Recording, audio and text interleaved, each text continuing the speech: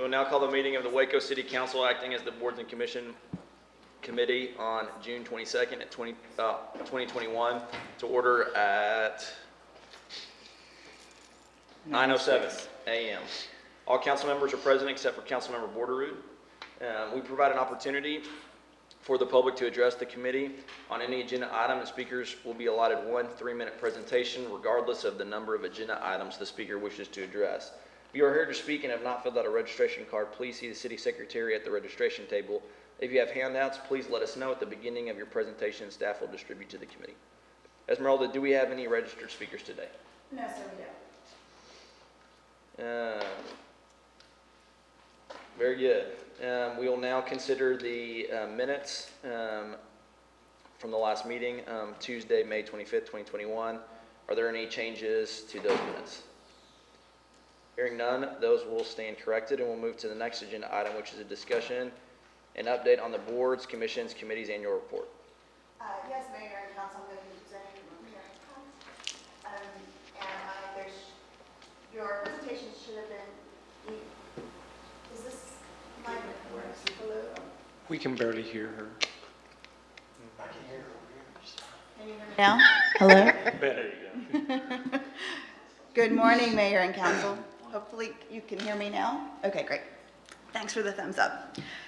So I wanted to bring back to you an update from some discussion that we had at our previous boards and commission committee meetings, and let you know where we are currently on some projects, as well as answer some questions you had about the annual report and the application process.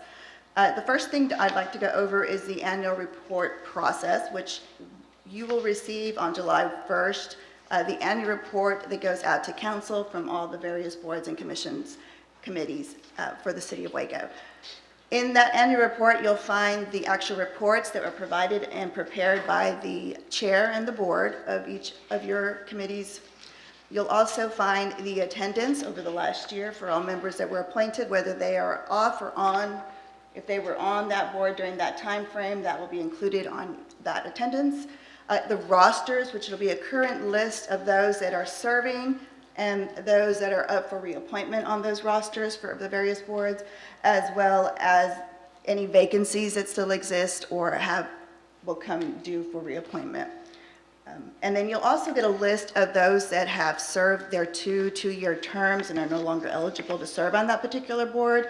So those members come off the boards and they can serve on a different board. They just can't serve on the same board that they've termed off on. So you'll get a list of that as well. The appointment terms for the new year, for the new term, begins October 1 of 2021. So we have about 3 council meetings, 3 boards and commission meetings to review appointments to those different upcoming vacancies or for reappointments. So that'll be July 27th, August 24th, September 21st, and we will, any recommendations you have for appointment would go to the next council meeting. There are occasions when we do go into November or December as we're looking for the right individuals to put on those. But for the most part, the council has been really great at filling those vacancies as soon as they can. An update on our projects. So my intern, Gabby, she left in mid-May. She got a job in Houston. She's fantastic. And so we wished her well, and she's completed the projects that she was working on. Now I just have to go back and review what's been done, put it together. The handbook is in a draft form right now.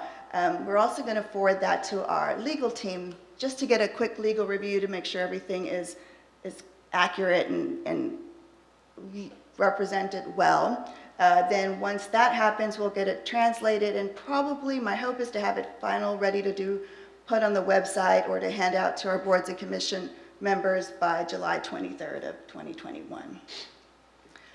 Our boards and commission policy review. In the past, we have talked about looking at what other peer cities are doing, as well as some other cities that are not necessarily our peer cities, but that might be doing different things, looking at boards that they have that we might not have, what their term limits are, number of board membership, as well as at our last boards and commission committee meeting, we were asked to look at REI groundwater training, whether what that would look like to make that part of our policy.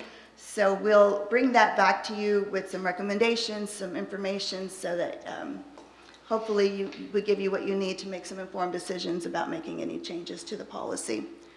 And then our member survey. So we did a demographic survey of current board members that are serving. It was voluntary, it was their choice whether they wanted to complete that information. And that information will come back to you on the 27th. We're trying to put that data together in a quantitative way so that it makes some sense that we can use.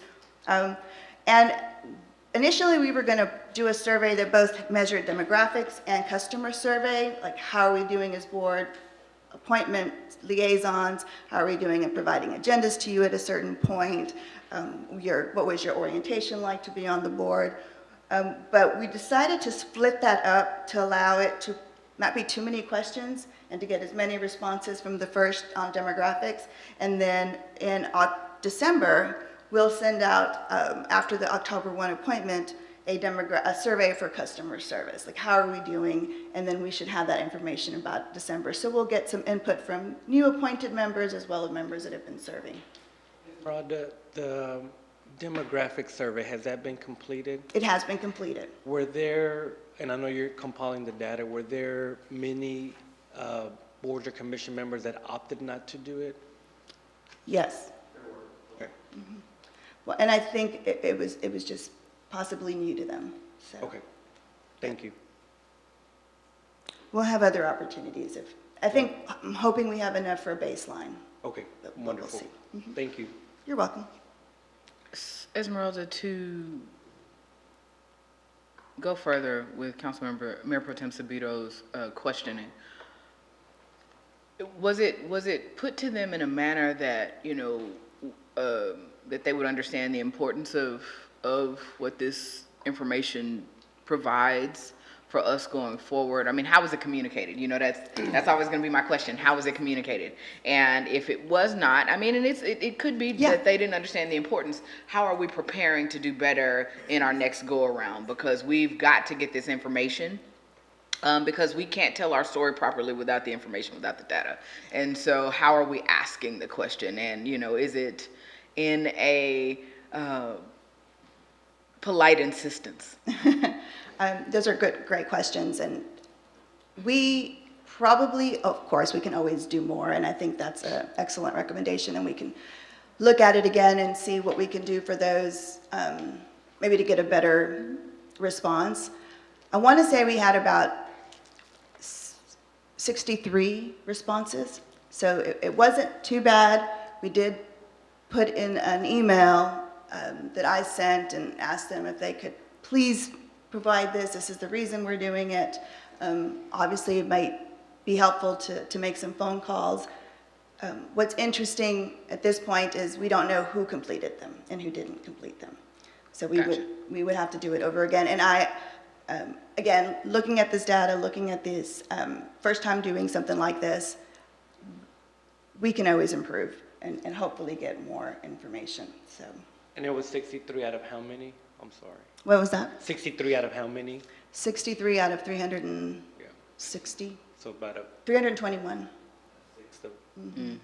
Yeah, Yeah. that's, so, and with that, so as we move forward and as we orient new members, hey, we're gonna be asking you to complete a survey in the next whatever time period that is, and, we wanna get you acclimated, but, and as we gavel in and can begin convening meetings again at the first annual meeting, of the fiscal year, hey, these are the responsibilities that we have going forward, and we need you all to participate. I've got to have at least 50% in order to be able to gauge this properly. So you, hey, chairman of this board or commission, can you ensure me?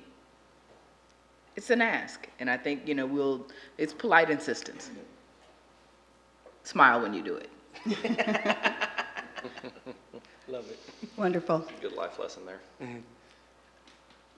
Good input. So, and taking note, we'll definitely work towards continue to get improved responses.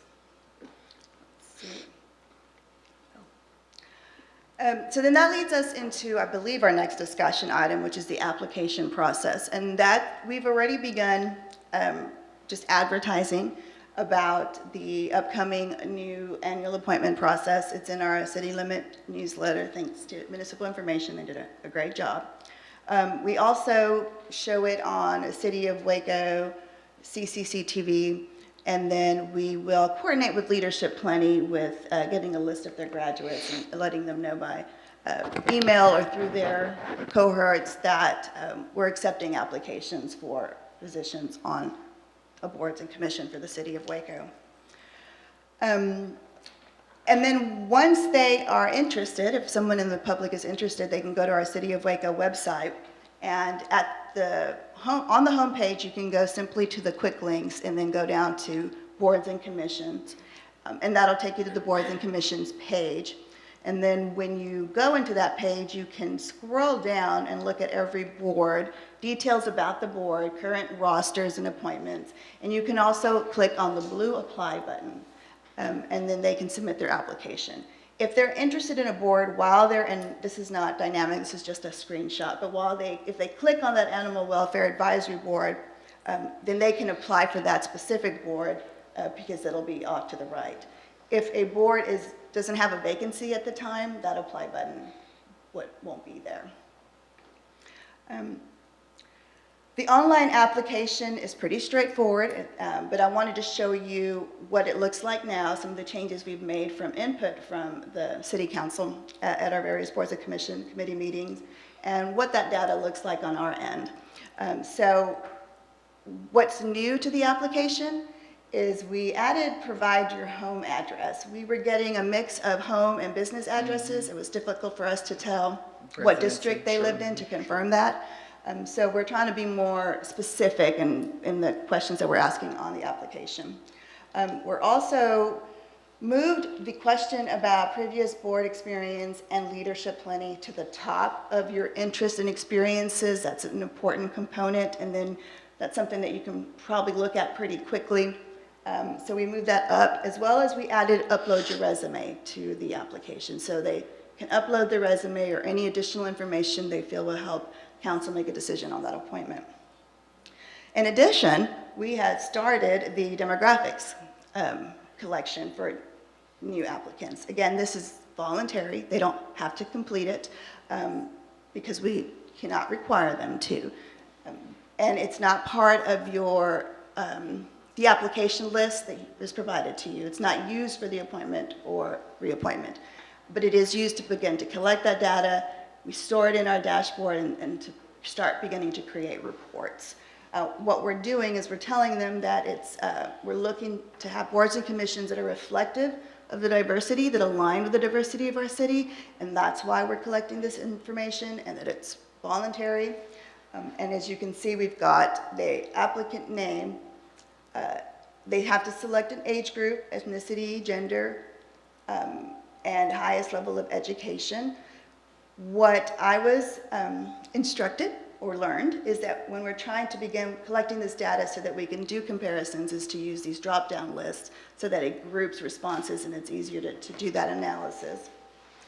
We're also collecting race, ethnicity, if they're a renter or a homeowner, their income level, what's their primary language spoken at home, and as well as a drop-down list for any disabilities that they may have. Once they complete that, then we use Granica's management information systems. This is our boards and commission application system plus our roster list. We've had this for about 5 years, but I don't know if it ever happens to you, but when you have a new application, sometimes it takes you a little while to learn all the bells and whistles of what it can do. So over the last year and a half, out of necessity and efficiency, we had to figure out how to use this the best way we can to collect data, to store everything in one place, information that was previously siloed, have it in one location, and getting that inputted and making that easy to manage. This is an example of the dashboard. This is what we see on our end. And it also includes the demographic data, but if you can see, it also shows you that we have 43 active boards, 321 seats, and 100 applications on file. Applications are kept for 2 years. That's the retention period for an application. After 2 years, the system will put it into an archive for disposition. But you receive all applications that we've received in the last 24 months.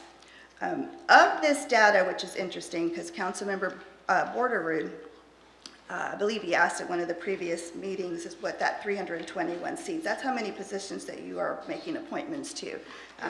That's a lot of positions. But of that, let me get my numbers on the right page. Of that, 41 are council member appointments. So that's your position serving on a particular board. There's 18 per each of your districts that you make appointments to.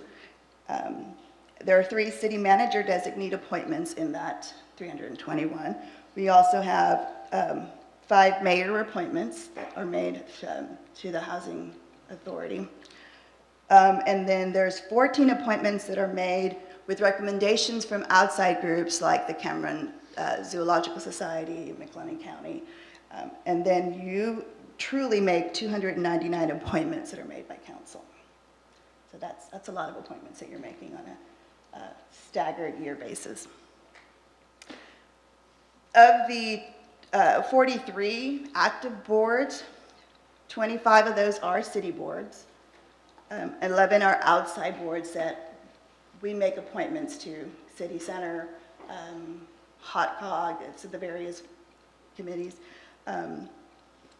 And 7 of those are inactive. They're the boards that you're appointed to in case we have to meet but haven't met in several years. What are some examples of those?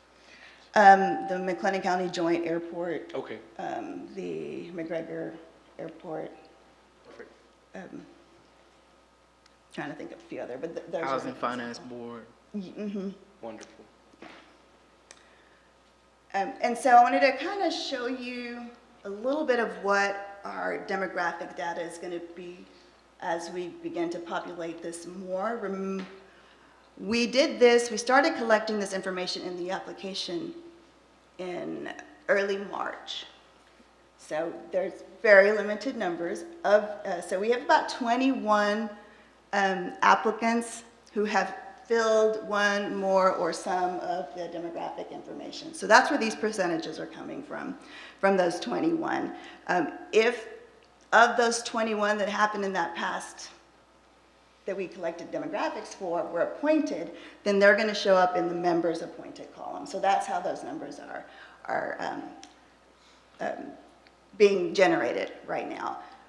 So we have, these are actual percentages of what's in our system, but again, we have only 21 applicants that have demographic data. So it is still exciting to see this because I believe as we go through the annual appointment process over the next year and our pool of applicants complete some of these demographics information, it'll be neat to see what kind of patterns we discover or what initiatives that we can move forward with. Oh, wrong computer. That's actual data on It's that one? actual data. On the previous slide, Yes. that's actually Waco data? This is actually data of But the it really- applicants that, Native American members, 13%. Native Americans, I didn't realize that. and remember that's 13% of the 21 applicants that got appointed to that member, that board. It's not City of Waco demographic data, it's just the 21 that Esmeralda's referencing. I still find that remarkable. That we have 3 Native Americans, which is cool. Meet 'em. It really is cool to start signing seats, and this is just at a beginning level.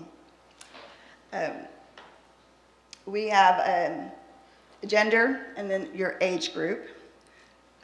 So you can see that our largest population of appointed members is between 21 and 30 at this point, with the largest group of applicants being 21 to 30. And you're appointing equally male and females based on what we have so far. Then you have your highest level of education and the income level that we're collecting.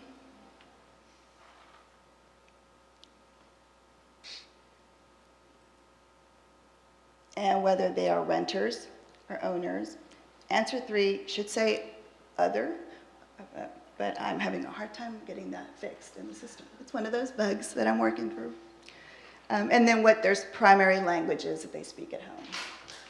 So this right here will show you that this percentage is of the applicants that still haven't been appointed. So once they've been appointed, then those percentages become based on appointments. So we're, Real quick, with this language component, if a resident primarily speaks Spanish or ASL, do we offer city accommodations at the boards and commissions meetings? we do. So we recently appointed an individual to our Sustainable Resource Committee and has requested some accommodations, and so we'll have a translator available for them, or ASL sign.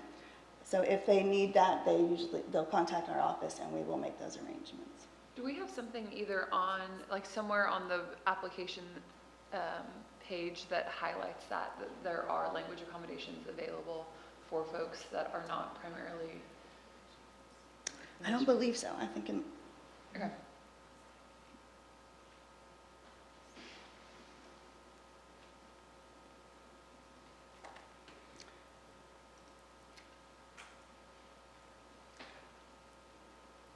And as indicated earlier in our application slide, we are now collecting whether they are associated or participate in a neighborhood association, and then their council member district, number of members appointed.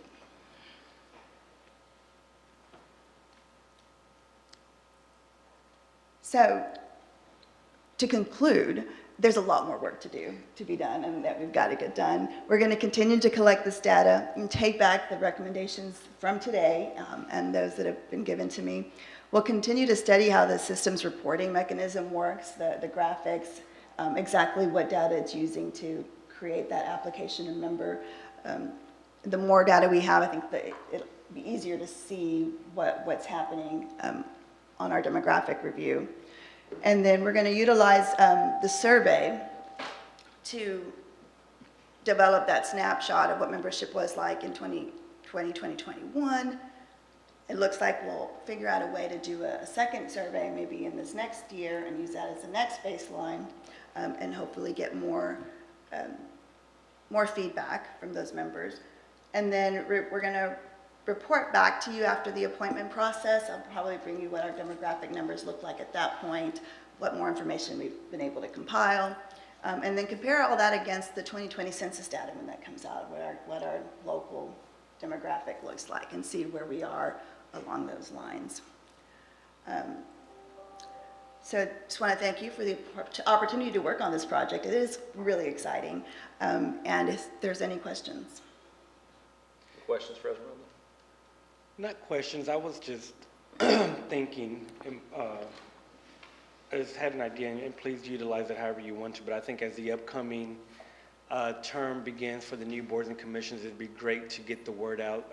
As we know, social media is king, and maybe have some representatives of various boards and commissions that are currently serving, just encouraging other citizens or residents of the city of Waco to apply and talk a little bit about their experience, maybe do a 60-second PSA or something through social media and as well as cable, the city channel, and maybe even some local networks as well, just to talk about the great experience some residents have. And I think when people can put a familiar face that they recognize serving in the city capacity, I think that encourages them more to really want to get involved. And so just another way to try to get the word out that we would love to see as many people involved as possible in our city processes and boards and commissions. So just a thought.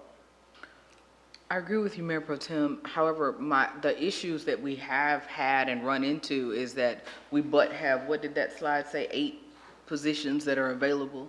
So if we continue to sell it and people want to buy it, and then there's nowhere for them to go, it's futile, and then I get frustrated in city government. So I think what we really ought to do is work on revamping what your term expiration looks like. And, focus on the pipeline of feeding in new boards and commission members and what that looks like in work massaging that process.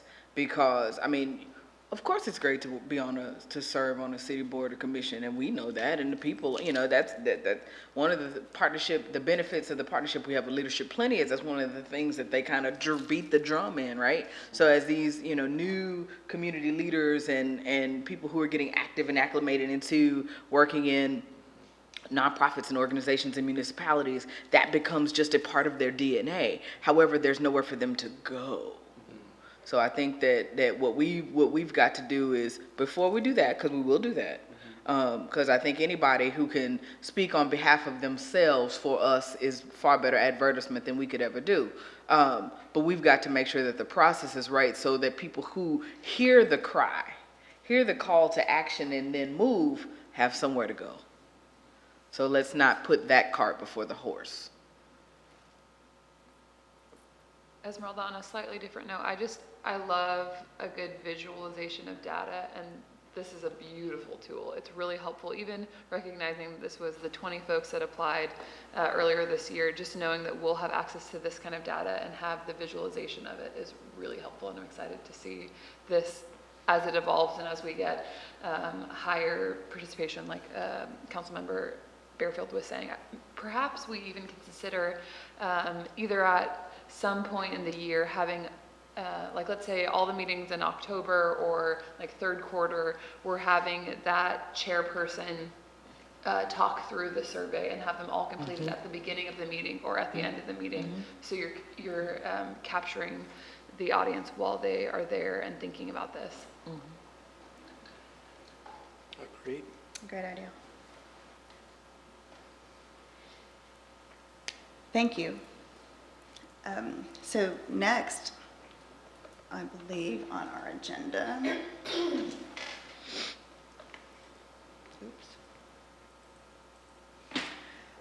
is your list of appointments.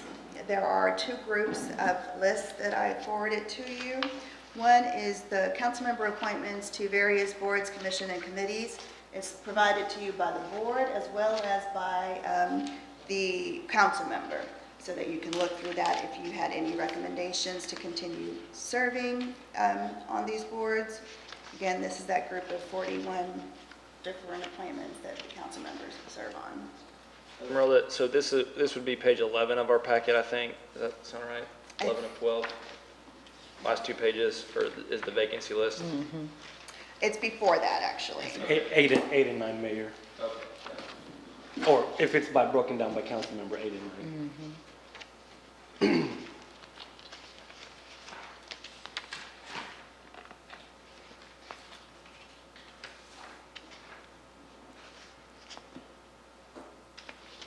So all of our terms on every board expired at the end of May. They do. So traditionally, council member appointments are reviewed every year to review whether that's where you want to continue serving. If there's an election that takes place, what was interesting about this cycle is that we were just made these appointments back in November. So it hasn't been very long, but they do expire June, so. I guess my question would be, are there any council members who want to get off a board they're serving on at this time? Since these appointments were made in November, and if you want to think about it, then either get with myself or Esmeralda, perhaps, and just let us know if there is a board or commission that you've currently been appointed to serve on, and want to get off. Since we made these appointments so recently, I hate the idea of us shuffling out of them this early on. But if there is any council member, and if you know now, then feel free to speak up. But if you want to think about it, then feel free to get with me. But otherwise, I'd recommend we just kind of hold our post, given that we took these seats so recently, and are just kind of getting our sea legs. Any thoughts on that? Agree? I'm just looking at numbers. I mean, Mayor Pro Tem, I think you have a heavy lift here. Please know that I'm willing to share the wealth. Please know that. I mean, I'm not volunteering Josh or I to take on any additions, but just noticing, I think you have 10 to our light 3. So if you need any, Fortunately, maneuvering. a lot of these are just as called. So it's not a monthly or quarterly process, but once again, please know I'm willing to share the wealth. And Esmeralda, we can always revisit this, correct? Yes, correct. You can continue to serve until a replacement is. So do we need to make a motion on this, or?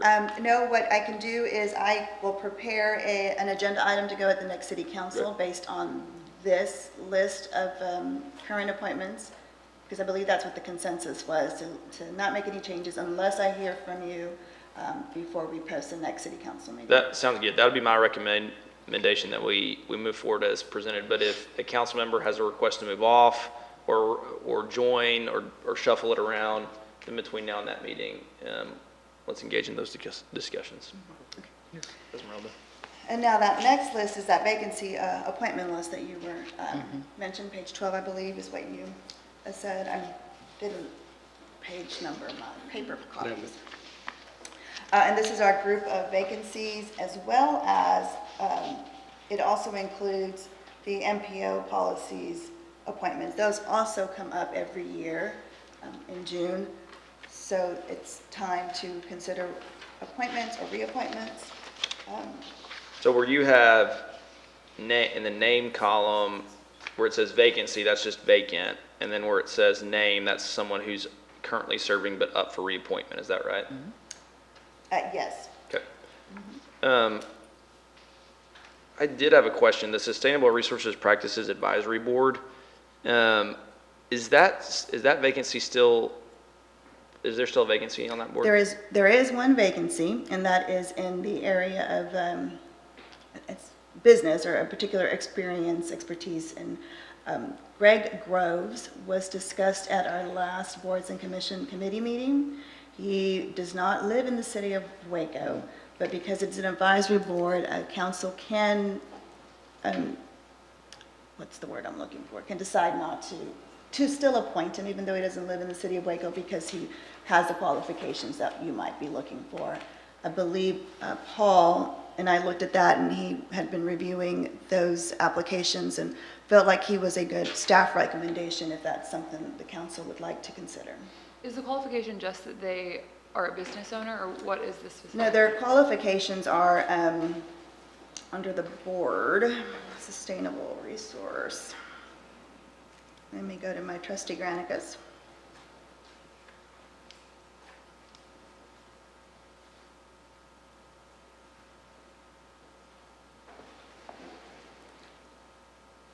A representative from the private sector with a preference given to specific experience.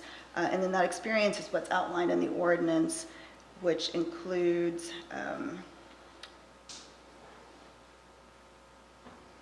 in recycling, energy use, waste to energy.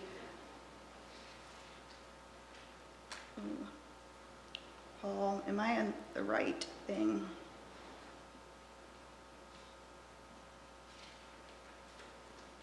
One representative from an institution.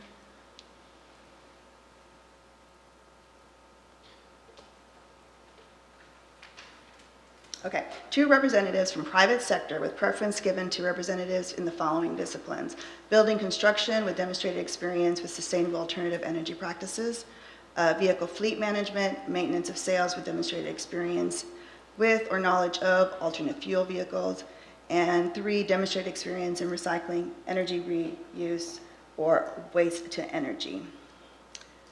So one of those positions is already filled. The one that's vacant is related to this particular position.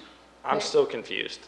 I'm sorry, so this is a position for someone who has a experience in sustainable building practices, fleet management, or just Recycling? sustainability in general? Okay. And the staff recommendation is for who? Greg, What's his background? let's see, Greg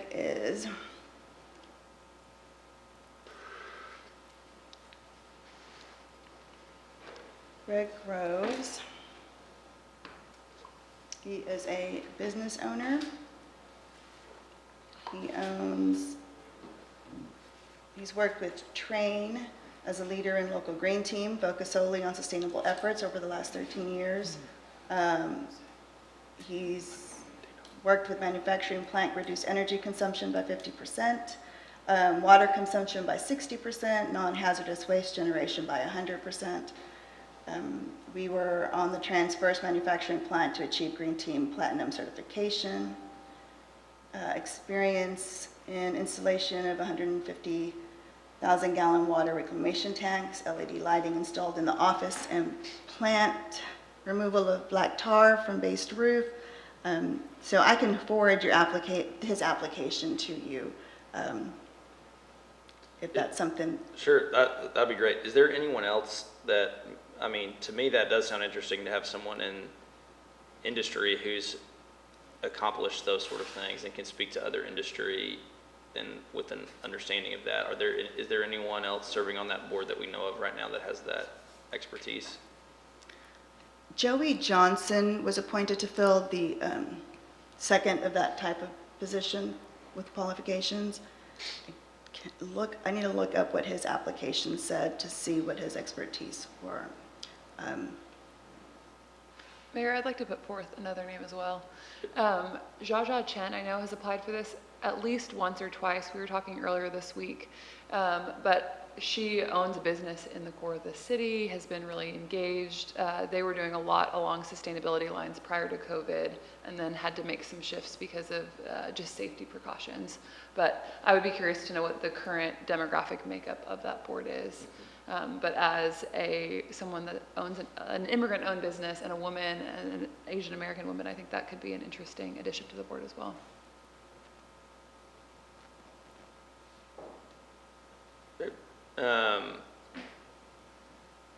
So for today, we're not taking a motion. You're just looking for consensus to see what You'd like to do at this point. We can come back with that Yeah, so after we some come back, but applications. I think what would be helpful for me to see is the resume of both of those individuals. If Ms. Chen is applied, I'm assuming we'll have that too. So, Councilmember, I appreciate that nomination. And Esmeralda, if we can also get, besides all of council, besides the 2 applications, but maybe like the qualifications also, so we can Yes. also look to see who else we might know with that type of background. I think that would be beneficial to council as well. Yes, sir. Thank you.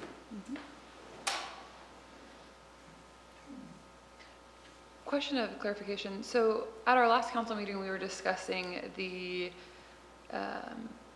MCAD board, is that right? The McLennan County Appraisal District. Is that a choice that we make through boards and commissions, or is that a choice that we make outside of that? Traditionally, we've made it outside of boards and commissions. Okay. I don't I think that's a function of how The the council. points are totaled. The what?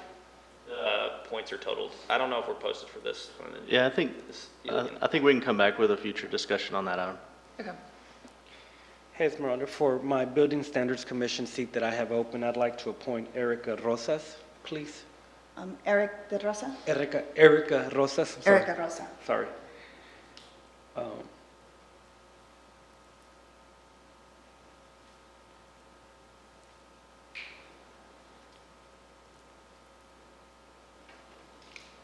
Any other notes or nominations? For my D4 Historic Landmark Preservation Commission, I just need to have the appointee sign. There's just one last piece of paperwork. Is that right, Esmeralda? Okay. We'll try to get that over the finish line.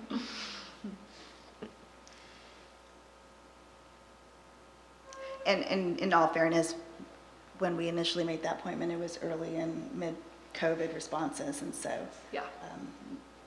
setting up an appointment to come and get and notarize at particular times probably was difficult. Yeah. Okay. Any other nominations at this time? For MPO, I believe City Manager's Office felt comfortable recommending reappointment of everyone that's listed there, if that's okay with the council.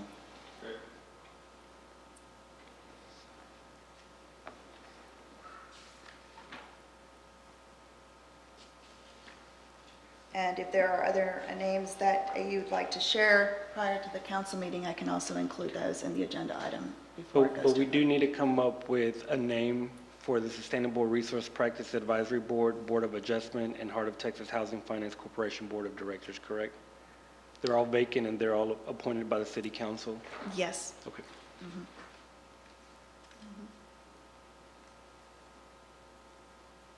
Great. Any other nominations? All right, we'll move on to the next item, which is a request for future agenda items. Before we move on, I think we also had liaisons, a Oh, list sorry. of liaisons, and that I distributed a copy that's updated at your place. And this is the list of council, that council member serves on as just a liaison. You're not a voting member unless you happen to be a voting member of that particular board. But you can attend on occasion, get a feel for what the board dynamics, how things are going. This replaced what we once did at annual report time was boards and commissions would come back and give a, 5 to 10 minute presentation that could take several days to do that presentation. And so the council moved towards doing liaisons to bring back that information to the council at a boards and commission committee meeting. So that's what these are. In the spirit of sharing, I have chatted with Councilmember Palmer. She has agreed to be the city liaison for the EEOA board. Okay. And I've also chatted with Councilmember Borderoux, and he has agreed to be the liaison for the Parks and Rec board as well.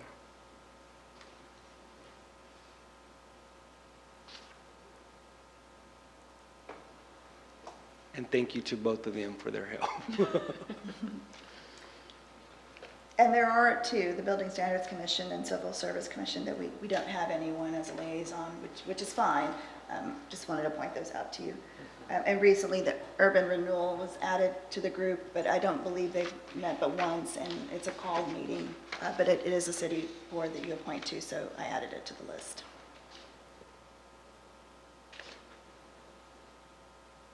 I thought they had And me that's on all I urban had. renewal. What's that? I said, I thought they had me on urban renewal. You want it? It wasn't necessary, but I mean, I thought you were I thought as they, well. well, anyway. I nominate Want it? Councilmember Bearfield for Well, the liaison of the urban renewal. I mean, we just, well, in the last time, and thank you, Judith, for being there, because you would know this is your baby. When we discussed how we shifted its focus and eased back out of it because that's why I thought, because I was like, we had that conversation, but I don't know that there was anything, the things that we had to do, we did, and I don't know where we are right now. We You're on. have taken care of a couple of those urban renewal plans that did still have restrictions, but we might have some more that we come across. Okay. We haven't come across them yet. Okay, So we might have like maybe 1 or 2 more meetings. okay. Oh, yeah, you can put me down on there. And if council is okay, I don't mind being the liaison for building standards, if my fellow council members are okay with it. Esmeralda, can you speak really briefly to what the Civil Service Commission is doing? The what? The Civil Service Commission? A civil service commission. Yeah, I might have to look that up quickly. Are you familiar with it, Judith? I think you are. Civil Service Commission is a 3-member board that is appointed by the city manager, and they hear different matters concerning fire and police, our civil service departments. Thank you, Judith. They have called meetings, and they have 1 special meeting every year to appoint their chair and vice chair. Okay. And you said that the city manager is appointing someone. Is this outside of the council liaison as well? Or in addition to that? Yeah, the 3 members are appointed by the city manager. There's 2 currently seated. We're looking for a 3rd, because we just had a resignation maybe in the last month or 2. And the liaison, I don't know that we've had a liaison on this commission before. We've never had a liaison on this commission. Okay. So we are not trying to fill it? But we'd welcome it. I mean, you've listed it. Obviously, on a commission such as this, you're there to listen and observe and not to necessarily directly engage. Yeah. Those three members need to handle the business of reviewing Chapter 143 items. And I think that that's probably a good reminder for all of our liaison visits. I think when we enter a room, people's eyes automatically go to us, like, what do you think about this? Correct. And that's not the role. Like, we have Correct. appointed these people to empower people to, like, make community decisions on behalf of the community. So just as a reminder to us when we sit in these liaison visits, I think that we're used to coming into a room and speaking our opinion and sharing it loudly. That is the culture of this council, and I love that. But in that, I would just encourage us, and I'm chief of centers on this, to sit back and really let that dialogue happen without our influence. But, and not just for that, not specifically not for that, I'm referring to all the commissions we're a liaison for.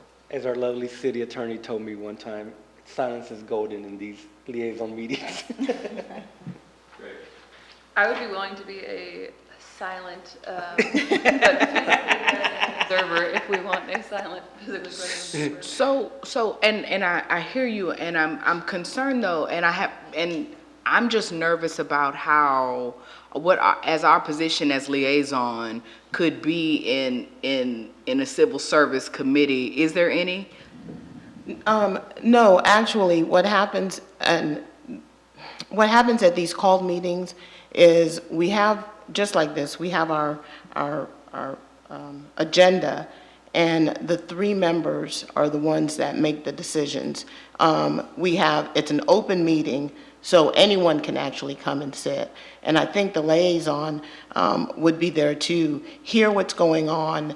And mostly these are departmental 143 items on the agenda. And so the liaison would hear what's going on in the departments. Okay. Mostly it's disciplinary stuff. Right. But I guess, I don't know, and it's not any of us in particular, it's just, I guess my concern was about the position itself, right? So if there are disciplinary issues, and if it's something that, go worst case scenario, and we're in the room, does that put us in any particular position? Like legally, you mean? Like, No. It does not put you in any particular position if you're looking at risk-based or liability-based. Okay. No. Thank you.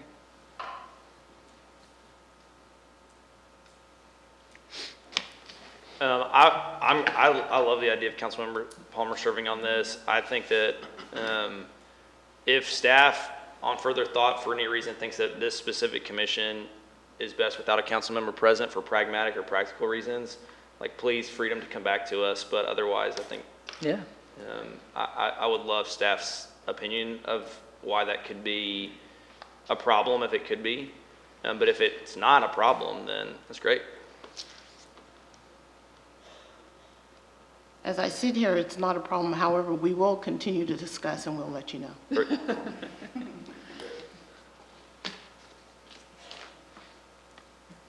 Any other discussions on the vacancy list?